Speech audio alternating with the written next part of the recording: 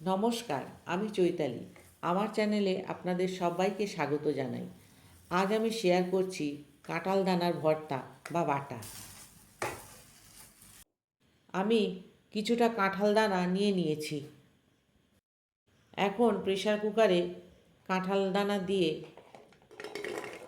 প্রয়োজন মতন জল দিলাম। সামান্য নুন দিয়ে দিচ্ছি।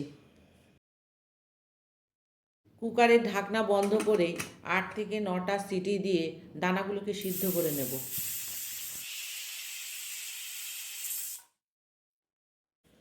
নটা সিটি দেওয়ার পর ঢাকা খুললাম। কাঁঠাল দানাগুলো সিদ্ধ হয়ে গেছে।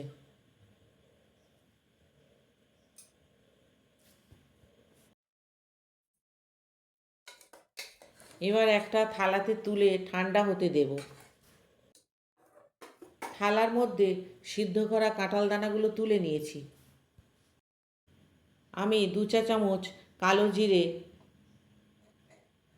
ও কয়েকটা গোলমরিচ নিয়ে শিলে বেটে নেব, কারণ মিক্সিতে যদি বাটা ভালো না হয়, তাই জন্য আমি শিলে বেটে নিচ্ছি।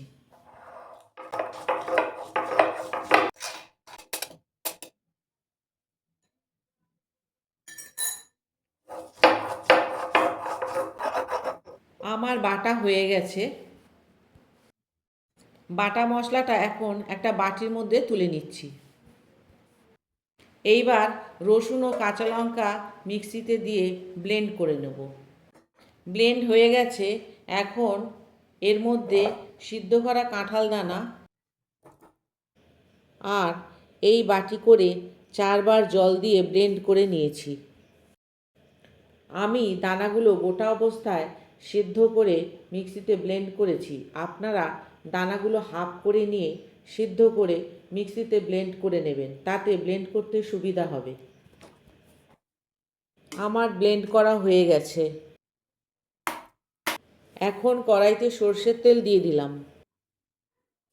তেল গরম হলে বেটে রাখা কাঁঠাল দানা আর কালো জিরে গোলমরিচ বাটা, সামান্য হলুদ ও স্বাদ মতন নুন দিয়ে দিলাম। ভালো করে মিশিয়ে নিতে হবে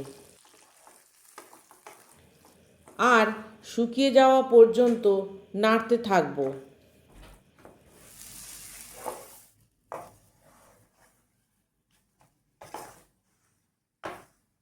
তৈরি হয়ে গেল কাঁঠাল দানার ভর্তা বা বাটা।